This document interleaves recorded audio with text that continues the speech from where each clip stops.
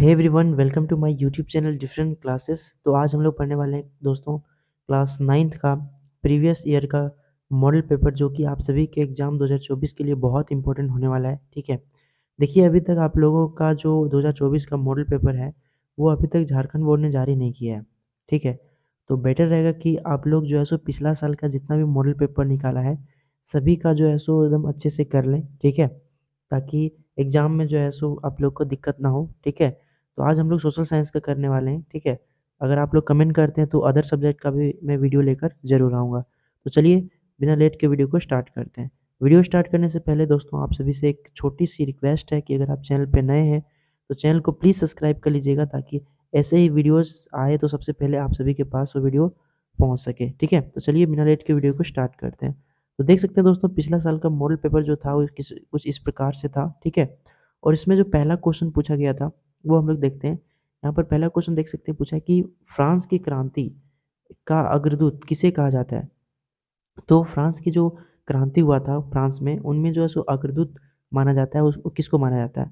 तो ये माना जाता है रूसो को। ठीक है, तो एक का आपका राइट आंसर हो जाएगा ऑप्शन नंबर बी, यानी कि रूसो। ओके, नेक्स्ट क्वेश्चन पे चलते हैं। नेक्स्ट हमारा दूसरा क्वेश्चन है कि निम्न में से किन वस्तुओं पर अप्रत्यक्ष कर लगाया गया था? मतलब कि इनडायरेक्ट कर। ठीक है, एक होता है डायरेक्ट कर, एक होता है इनडायरेक्ट कर। तो इसमें से इनडायरेक्ट कर किस में लगाया गया था? तो वो दूसरा का आपका हो जाएगा ऑप्शन नंबर सी, यानी कि नमक और तंबाकू। ठीक है, तो इस ऑप्शन नंबर हो जाएगा सी। चलिए नेक्स्ट क्वेश्चन पे चलते हैं। नेक्स्ट हमारा तीसरा क्वेश्चन है कि लेनिन लेनिन ने अपने अप्रैल थीसिस द्वारा जो मांगे रखी थी उनमें निम्न में से कौन सी मांगे शामिल नहीं थी? ठीक है, जो लेनिन थे वो अपने अप्रैल थीसिस द्वारा जो मांगे रखी थी, डिमांड की थी, उनमें से निम्नलिखित में से कौन सी मांगे जो था वो शामिल नहीं था? तो कौन सा हो जाएगा? तीन का आपका राइट आंसर हो जाएगा दोस्तों। 3 का आपका हो जाएगा डी नंबर, यानी कि उद्योगों को मज़दूर के हवाले किया जाए। ये जो माँगे था वो नहीं था। ठीक है? जो उद्योग थे उनको मज़दूर के हवाले क्यों कर दिया जाएगा? ठीक है? तो ये माँगे नहीं था उनका। चलिए नेक्स्ट क्वेश्चन पे चलते हैं। नेक्स्ट हमारा चौथा है कि रूस के स्थानीय स्वशासी संगठन कहलाते हैं। तो क्या कहलाते हैं? तो 4 का आपका राइट आंसर हो जाएगा ऑप्शन नंबर बी, यानी कि सोवियत। क्या कहलाएँगे? Option number B. Okay? Next question पे चलते हैं। हमारा 5वां नंबर की धुरी शक्तियाँ किन देशों को कहा जाता है? जब विश्व युद्ध हो रहा था तो पूरी दुनिया जो है सो कितने भागों में बट गया था? 2 भागों में। ठीक है? पहला था मित्र राष्ट्र और दूसरा धुरी राष्ट्र। ठीक है? तो जो धुरी शक्तियाँ थी, यानी कि धुरी राष्ट्र था, उनमें से कौन-सा देश था? कौन-कौन से देश थे? तो 5 का आपका सी नंबर हो जाएगा, यानी कि जर्मनी, है ना? इटली और जापान। ठीक है? और अगर यहीं बात करें मित्र राष्ट्र की, तो मैं आपको बता देता हूँ कि इंग्लैंड, जापान, है ना, अमेरिका, रूस, फ्रांस, ये सारी चीज़ें जो है सो मित्र राष्ट्र में मिले हुए थे। चलिए नेक्स्ट क्वेश्चन पे चलते हैं। नेक्स्ट हमारा छठा क्वेश्चन है कि किस संधि द्वारा जर्मनी पर कठोर एवं अपमानजनक शर्तें थोप दी गई थी? तो किस संधि द्वारा ये किया गया था? तो 6 का आपका राइट आंसर हो जाएगा ऑप्शन नंबर सी, यानी कि वार्साराय की संधि। ओके, चलिए क्वेश्चन 6 का हो जाएगा सी नंबर। नेक्स्ट क्वेश्चन पे चलते हैं। 7वां क्वेश्चन कि 1864 में किसने भारतीय वन सेवा की स्थापना की? तो किसने किया था? तो ऑप्शन नंबर हो जाएगा इसमें 7 का ए नंबर, यानी कि ब्रेंडिश। ओके, नेक्स्ट क्वेश्चन पे चलते हैं कि कलांग कौन थे? तो कौन थे ये?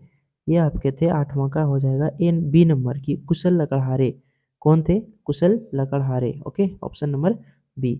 चलिए नेक्स्ट क्वेश्चन पे चलते हैं। 9वां क्वेश्चन कि बुग्याल क्या है? तो बुग्याल क्या है दोस्तों? तो ऊंचे पहाड़ों पर स्थित घास के ये मैदान है। ठीक है, ऑप्शन नंबर ये इसका राइट आंसर हो जाएगा। नेक्स्ट क्वेश्चन पे चलते हैं। नेक्स्ट हमारा कि दुनिया की आधी से ज़्यादा चरवाहा आबादी कहाँ रहती है? तो कहाँ रहती है? दुनिया की आधी से बोल रहे हैं, दुनिया की आधी से भी ज़्यादा चरवाहा कहाँ बसती है, मतलब कहाँ रहती है? तो 10 का आपका राइट आंसर हो जाएगा ऑप्शन नंबर डी, यानी कि अफ्रीका में। ठीक है, वीडियो अगर पसंद आ रहा हो तो वीडियो को प्लीज़ लाइक कीजिएगा, है ना? और चैनल को सब्सक्राइब कीजिएगा और अपने दोस्तों को भी शेयर कर दीजिएगा। ठीक है, चलिए नेक्स्ट क्वेश्चन पे चलते हैं। ऐसे ही हम लोग समझते जाएँगे, सारे क्वेश्चंस को पढ़ते जाएँगे। ठीक है, 11वां क्वेश्चन है कि निम्नलिखित में से कौन-सी समकालीन दुनिया में सरकार का सबसे लोकप्रिय रूप है? तो अभी आप सभी को पता होगा कि पूरी दुनिया में लोकतंत्र एक एक ऐसी व्यवस्था है जिसमें जनता को अपने अधिकार अच्छे से मिल पाता है। ठीक है? चलिए नेक्स्ट क्वेश्चन पे चलते हैं। 12वां क्वेश्चन कि इनमें से कौन-सा तर्क लोकतंत्र के पक्ष में अच्छा नहीं है? तो क्या हो जाएगा? लोकतंत्र मतभेदों और टकरावों को सँभालने का तरीका उपलब्ध करवाता है। ये आपका सही हो जाएगा, यानी कि ये नहीं होगा। लोकतांत्रिक सरकारें लोगों के प्रति ज़्यादा उत्तरदायी होता है, ये भी सही है, मतलब ये नहीं होगा। लोकतंत्र बेहतर निर्णय के लिए संभावना बढ़ाता है, ये सही होगा। देखते हैं अब देखिए जो डी है उसमें क्या बोला जा रहा है कि लोकतंत्र नागरिकों का सम्मान नहीं बढ़ाता, ये नहीं होगा, ठीक है? क्योंकि लोकतंत्र जो है ना नागरिकों का सम्मान बढ़ाता है, ठीक है? और यहाँ लिख दिया नहीं बढ़ाता, ये तर्क सही नहीं होगा, ठीक है? नेक्स्ट क्वेश्चन पे चलते हैं हमारा 13वां, एक सेकेंड। नेक्स्ट क्वेश्चन क्यों चलते हैं दोस्तों, हमारा 13वां क्वेश्चन है कि संविधान की आत्मा किसे कहते हैं? तो संविधान की जो आत्मा कहते हैं दोस्तों वो किसे कहते हैं? तो वो कहते हैं प्रस्तावना को। किसको कहते हैं? प्रस्तावना को। हर एक बुक में आप लोग देखे होंगे ना, फर्स्ट चैप्टर में ऐसा लिखा रहता है प्रस्तावना, तो उसी को कहते हैं संविधान की आत्मा। चलिए 14वां क्वेश्चन के चलते हैं कि दक्षिण अफ्रीका का लोकतांत्रिक संविधान बनाने में इनमें से कौन सा टकराव सबसे महत्वपूर्ण था? तो कौन सा था? तो आप सभी को पता होगा कि 14 का राइट आंसर हो जाएगा सी नंबर, यानी कि गोरे अल्पसंख्यक और अश्वेत बहुसंख्यकों का जो है सो इसमें टकराव था, ठीक है? चलिए नेक्स्ट क्वेश्चन चलते हैं 15वां के झारखंड विधानसभा सीटों की संख्या कितनी है? तो झारखंड विधानसभा सीटों की संख्या दोस्तों है 82, ओके, 82। नेक्स्ट क्वेश्चन चलते हैं कि राष्ट्रीय मतदाता दिवस कब मनाया जाता है? तो कब मनाया जाता है? तो राष्ट्रीय मतदाता दिवस मनाया जाता है आपका जो है सो 16 का आपका राइट आंसर हो जाएगा, और डी नंबर यानी कि 25 जनवरी को, ठीक है? अभी आने वाला है ना, आया नहीं है, ठीक है? अभी ये वीडियो शूट हो रहा है 5 जनवरी को, अब ये 25 जनवरी यानी 20 दिन बचा हुआ है ना? चलिए नेक्स्ट क्वेश्चन के चलते हैं 17वां क्वेश्चन की वर्तमान समय में भारत के राष्ट्रपति कौन है? तो हम सभी को पता है वो है श्रीमती द्रौपदी मुर्मू जी, ठीक है? जो कि झारखंड के पहले राज्यपाल थी। चलिए नेक्स्ट क्वेश्चन पे चलते हैं कि निम्नलिखित में से कौन सी भारतीय संसद के 2 सदन हैं? तो आप सभी को पता है कि भारतीय संसद के 2 सदन कौन है? तो लोकसभा और राज्यसभा, लोकसभा और राज्यसभा, ऑप्शन नंबर सी। चलिए नेक्स्ट क्वेश्चन पे चलते हैं कि संगठन और संघ बनाने की स्वतंत्रता किस मौलिक अधिकार के अंतर्गत आता है? तो सबसे पहले संविधान में कितने मौलिक अधिकार दिए गए हैं? 6। भारतीय संविधान में जो है सो लोगों को कितने मौलिक अधिकार मिले हैं? 6, ठीक है? तो इसमें से कौन सा अधिकार में आएगा? संगठन और संघ बनाने का अधिकार किस स्वतंत्रता के किस मौलिक अधिकार के अंतर्गत आता है? तो 19 का आपका राइट आंसर हो जाएगा ऑप्शन नंबर बी, यानी कि स्वतंत्रता का अधिकार, ठीक है? अब नेक्स्ट क्वेश्चन के चलते हैं 20वां के निम्नलिखित में से कौन मौलिक अधिकारों में नहीं आता है? तो कौन सा नहीं आता है? तो 20 का आपका हो जाएगा ऑप्शन नंबर डी, यानी कि जातिगत भेदभाव का अधिकार, ठीक है? समानता का अधिकार देता है, स्वतंत्रता का अधिकार देता है, संवैधानिक उपचार का अधिकार देता है, लेकिन ये जाति भेदभाव का अधिकार नहीं देता है हमारा संविधान कि आप लोग जाति के आधार पर भेदभाव करो, ठीक है? भारत का क्षेत्रफल विश्व के क्षेत्रफल का कितना प्रतिशत है? तो 2.4% है टोटल दुनिया का, सिर्फ 2.4%, ठीक है? चलिए नेक्स्ट क्वेश्चन चलते हैं, निम्नलिखित में से कौन हमेशा बर्फ से ढका रहता है? महान हिमालय, शिवालिक, पूर्वी घाट या फिर अरावली? तो क्या हो जाएगा 22 का आपका राइट आंसर हो जाएगा ऑप्शन नंबर ये, यानी कि महान हिमालय, ठीक है? नेक्स्ट क्वेश्चन चलते हैं कि उत्तरी मैदान किन नदियों से बना है? तो उत्तरी मैदान जो बना है दोस्तों वो बना है आपका कौन किन से? तो गंगा, सिंधु और ब्रह्मपुत्र से, okay, option number D. Next question चलते हैं कि प्रायद्वीपीय नदियाँ क्या होती है? तो प्रायद्वीपीय नदियाँ जो होती है वो आपका होता है किससे, क्या होता है? ऑप्शन नंबर सी, यानी कि वर्षाकालीन जल प्रवाही, मतलब कि ये वर्षा पर डिपेंड होता है। अगर वर्षा होगा तो ये प्रायद्वीपीय नदियाँ बहेगी, अगर वर्षा नहीं होगा तो ये प्रायद्वीपीय नदियाँ सूख जाएगी, ठीक है? नेक्स्ट क्वेश्चन पे चलते हैं, नेक्स्ट हमारा है कि निम्नलिखित में से कौन सी लवणीय जल वाली झील है? तो कौन सा हो जाएगा? 25 का आपका हो जाएगा आपका ऑप्शन ये सांभर है, वूलर है, डल है, गोविंद सागर, तीन चार ऑप्शनों में से आपका राइट आंसर हो जाएगा 25 का ये नंबर, यानी कि सांभर, ठीक है? नेक्स्ट क्वेश्चन पे चलते हैं, हमारा 26वां कि निम्नलिखित में से कौन जलवायु को प्रभावित करने वाला कारक नहीं है? पहला है यहाँ पर, एक सेकेंड, है ना? पहला यहाँ पर है अक्षांश, ऊंचाई, वायुदाब एवं पवन, और 4 है मौसम समाचार। तो क्या हो जाएगा यहाँ पर? यहाँ पर हो जाएगा आपका 26 का राइट आंसर डी नंबर, यानी कि मौसम समाचार। ये आपका जो है ना, ये आपका प्रभावित नहीं करेगा जलवायु को, ठीक है?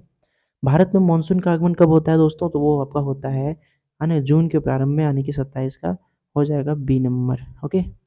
नेक्स्ट क्वेश्चन में चलते हैं 28वां कि नागफनी किस वनस्पति क्षेत्र में पाई जाती है? तो 28 का आपका राइट आंसर होगा ऑप्शन नंबर सी, 28 का सी, यानी कि कंटीले वन तथा झाड़ियों के क्षेत्र में, ठीक है? Option number C. Next question में चलते हैं, भारत में लिंगानुपात के संदर्भ में कौन सा कथन सही नहीं है? पहला यहाँ पर बोला है पुरुष और महिला दोनों की संख्या बराबर है, पुरुष की संख्या महिलाओं की से कम है, महिलाओं की संख्या पुरुषों से कम है, महिलाओं की संख्या पुरुषों से अधिक है। तो क्या हो जाएगा 29 का आपका हो जाएगा राइट आंसर सी नंबर, यानी कि महिलाओं की संख्या पुरुषों से कम है, ठीक है?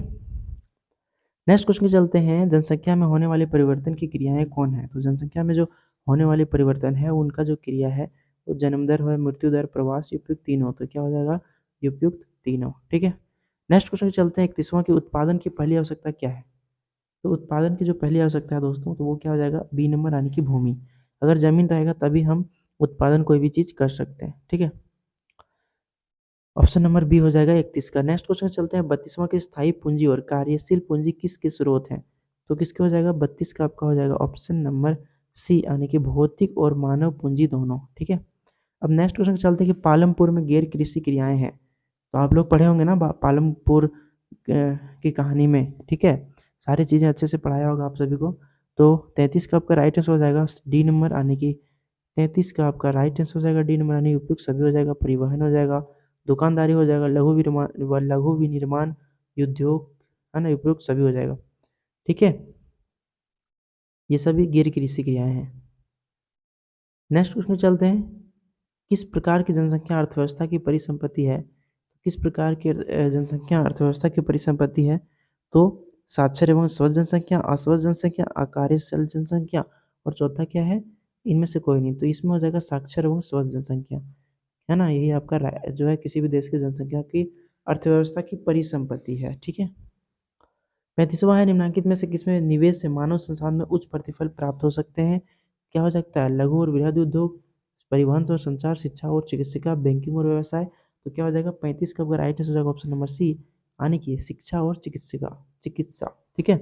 विश्व में भारत में डॉट डॉट डॉट निर्धनतों का संकेंद्रण है। ऑप्शन क्या हो जाएगा इसमें? सबसे अधिक, सबसे कम, चीन के बराबर, शून्य। तो क्या हो जाएगा? 36 का सी नंबर यानी कि सबसे अधिक। ठीक है। नेक्स्ट क्वेश्चन चलते हैं, हमारा 37वां है कि निर्धनता रेखा का निर्धारण करते समय इनमें से किस पर विचार नहीं किया जाता है? किस नहीं किया जाता है? भोजन की आवश्यकता, चिकित्सा आवश्यकता, मनोरंजन की आवश्यकता, वस्त्र आवश्यकता। तो क्या हो जाएगा? 37 का आपका राइट हो जाएगा ऑप्शन नंबर सी यानी कि मनोरंजन की आवश्यकता पर विचार नहीं किया जाता है, क्योंकि है ना, इसमें क्या करेगा, है ना, मनोरंजन पे। बफर स्टॉक क्या है? 38वां क्वेश्चन है, बफर स्टॉक क्या है? तो बफर स्टॉक क्या है दोस्तों? तो ये है आपका, है ना, सरकार द्वारा अधिप्राप्त अनाज का भंडार, यानी कि 38 का हो जाएगा ऑप्शन नंबर ये यानी कि सरकार द्वारा अधिप्राप्त अनाज का भंडार है बफर स्टॉक। नेक्स्ट क्वेश्चन चलते हैं, 39वां की खाद्य सुरक्षा का क्या अर्थ है? तो खाद्य सुरक्षा का क्या अर्थ हो जाएगा दोस्तों? तो 39 का ऑप्शन नंबर बी हो जाएगा यानी कि सभी लोगों के लिए सदैव भोजन की उपलब्धता आपका कहलाता है क्या चीज़? खाद्य सुरक्षा। ओके। लास्ट क्वेश्चन चलते हैं, यानी कि इस वीडियो का लास्ट क्वेश्चन है, सार्वजनिक वितरण प्रणाली किससे संबंधित है? तो किससे हो जाएगा? तो 40 का आपका हो जाएगा ऑप्शन नंबर सी यानी कि खाद्य सुरक्षा। ओके। तो ये था दोस्तों आपका क्लास 9 का प्रीवियस ईयर का मॉडल पेपर। ठीक है। जो कि आप सभी के साथ मैंने ये सारी चीज़ें रखा। ठीक है। और ये वीडियो बनाया। तो आप लोग कमेंट करके बताइए कि ये वीडियो कैसा लगा। ठीक है। अगर अच्छा लगा हो तो मैं फिर से आप लोगों के साथ रिक्वेस्ट कर रहा हूँ कि चैनल पर जुड़े रहिएगा, सब्सक्राइब करके रखिएगा, ताकि ऐसे ही वीडियोज़ आए, है ना। और आवाज़ आपके साथ कैसा पहुँच रहा है वो भी कमेंट करके बताइएगा। पिछला वीडियो में थोड़ा सा जो है सो माइक का प्रॉब्लम था, मैंने माइक को चेंज किया। ठीक है। अब आप लोग कमेंट करके बताइए कि इसमें किस प्रकार से आवाज़ आता है। ठीक है। तो चलिए मिलते हैं फिर अगले वीडियो में। तब तक रखिए अपना ख्याल, हंसते रहिए, मुस्कुराते रहिए एंड पढ़ते रहिए। जय हिंद, जय झारखंड।